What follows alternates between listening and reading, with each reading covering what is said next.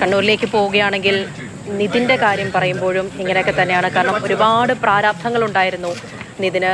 രാവിലെ തന്നെ ഫെലിക്സ് നിതിൻ്റെ വീടിന് മുന്നിൽ നിന്നും അവിടുത്തെ സാഹചര്യങ്ങളൊക്കെ പറഞ്ഞാണ്. അച്ഛനും സഹോദരനും മാത്രമാണ് ആ വീട്ടിലുള്ളത്. സ്വന്തമായിട്ടൊരു നല്ലൊരു വീട് വേണം, വിവാഹം കഴിക്കണം, അങ്ങനെയുള്ള ആഗ്രഹങ്ങൾ, ആ രീതിയിൽ ജീവിതം നല്ല രീതിയിൽ മുന്നിലേക്ക് കൊണ്ടുപോകണമെന്ന വലിയൊരു സ്വപ്നവുമായിട്ടാണ് കുവൈറ്റിൽ ജോലിക്കെത്തിയത്. അതിനിടയിലാണ് ഇത്തരം വലിയൊരു ദുരന്തം വീണ്ടും ആ വീടിനെ ഇല്ലാതാക്കുന്നത്, തകർത്ത് കളയുന്നത്. ഫെലിക്സ് ഉണ്ട് അവിടെ നിന്നും. ഫെലിക്സ് രാവിലെ തന്നെ ഫെലിക്സ് അവിടെ വീടിന് മുന്നിൽ നിന്നുള്ള സാഹചര്യം വിവരിച്ചാണ്. അച്ഛനും സഹോദരനും മാത്രമാണ് വീട്ടിലേക്കുള്ളത്. നല്ലൊരു ജീവിതം കെട്ടിപ്പടുക്കാനായി പോയി, നല്ല രീതിയിൽ തിരിച്ചു വന്ന് ആ വീടൊക്കെ കെട്ടിപ്പടുത്ത് നല്ല രീതിയിൽ ജീവിതം മുന്നിലേക്ക് കൊണ്ടുപോകണം എന്ന് വലിയ രീതിയിൽ ആഗ്രഹിച്ചൊരു വ്യക്തിയായിരുന്നു നിതിനും. ചെറുപ്പക്കാരനാണ്, ഇല്ലാതാകുന്നു. എങ്ങനെയാണ് അവിടുത്തെ ഒരു സാഹചര്യം?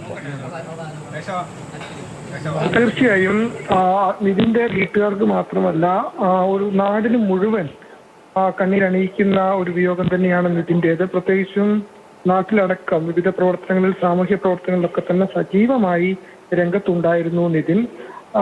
ഏതാണ്ട് 5 വർഷം മുമ്പാണ് കുവൈറ്റിലേക്ക് പോകുന്നത്. 5 വർഷമായി കുവൈറ്റ് ഇതേ കമ്പനിയിൽ തന്നെ ജോലി ചെയ്തു വരികയായിരുന്നു. ഏറ്റവും പ്രധാനപ്പെട്ട കാര്യം ഒരു നല്ലൊരു വീട് എന്ന സ്വപ്നം ബാക്കിയാക്കിയാണ് നിതിൻ യാത്രയാകുന്നത് എന്നതാണ്.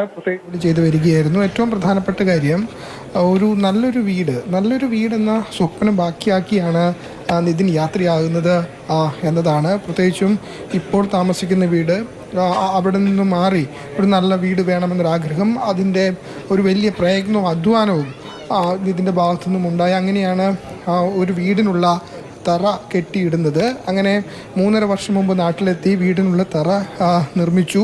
അതിനു പിന്നാലെ ഇനിയുള്ള പ്രവർത്തനങ്ങൾക്കായി കുഴൽക്കിണർ കുഴിച്ചു. ഒപ്പം തന്നെ ഭിത്തി കെട്ടുന്നതിനും മറ്റുമായി അവിടെ കല്ലടക്കം ഇറക്കി. അങ്ങനെ ഭിത്തി കെട്ടാനായി എല്ലാ തയ്യാറെടുപ്പുകളും നടത്തി 1.5 വർഷം മുമ്പാണ് തിരികെ കുവൈറ്റിലേക്ക് ലീവ് കഴിഞ്ഞ് മടങ്ങിപ്പോകുന്നത്. അങ്ങനെ വീണ്ടും നാട്ടിലെത്തി വീട് നിർമ്മാണം പൂർത്തിയാക്കാനുള്ള എല്ലാ രീതിയിലുള്ള ഇടപെടലും നടത്താൻ ആഗ്രഹിച്ചിരിക്കുമ്പോഴാണ് ഇത്തരമൊരു വിയോഗ വാർത്ത ഇതിനെ തേടി എത്തുന്നത് എന്നതാണ്. ആ കുടുംബത്തെ സംബന്ധിച്ചിടത്തോളം അത്രയേറെ സങ്കടകരമാണ്. 10 വർഷം മുമ്പാണ് ഇതിൻ്റെ അമ്മ അസുഖം ബാധിച്ച് മരിക്കുന്നത്. പിന്നീട് അച്ഛനും ഒപ്പം തന്നെ സഹോദരനും മാത്രമാണ് ഉണ്ടായിരുന്നത്. നിതിനായിരുന്നു പ്രധാനമായും ആ ഒരു കുടുംബത്തിൻ്റെ ഇതിൻ്റെ വരുമാനമായിരുന്നു ഉപജീവന മാർഗം എന്ന് നമുക്ക് പറയാൻ കഴിയും. അത്തരമൊരു വീട്, അതിനപ്പുറത്തേക്ക് ഒരു 10 സെന്റ് സ്ഥലം വാങ്ങി അവിടെ ആണ് വീട് നിർമ്മിക്കാനുള്ള പ്രവർത്തനങ്ങൾ തുടങ്ങിയത്. തറക്കല്ലടക്കം കെട്ടിവെച്ചതിന് ശേഷം കല്ലടക്കം ഇറക്കിയിരിക്കുന്നത് നമുക്കവിടെ കാണാൻ കഴിയും. കുഴൽക്കണ്ടടക്കം നിർമ്മിച്ച് എത്രയും വേഗം ഭിത്തി കെട്ടി ഈ വീട് പൂർത്തിയാക്കാൻ ഇരിക്കുന്നതിനിടയിലാണ് ഇത്തരമൊരു വിയോഗം ഇതിനെ തേടി എത്തുന്നത് എന്നതാണ് ഏറ്റവും സങ്കടകരമായ കാര്യം. ഒപ്പം തന്നെ ആ കുടുംബത്തിന് മാത്രമല്ല, അതായത് വയക്കര എന്ന പ്രദേശത്തിനെ ആളുകളെ സംബന്ധിച്ചിടത്തോളം ഇതിനേറെ പ്രിയപ്പെട്ടവനായിരുന്നു.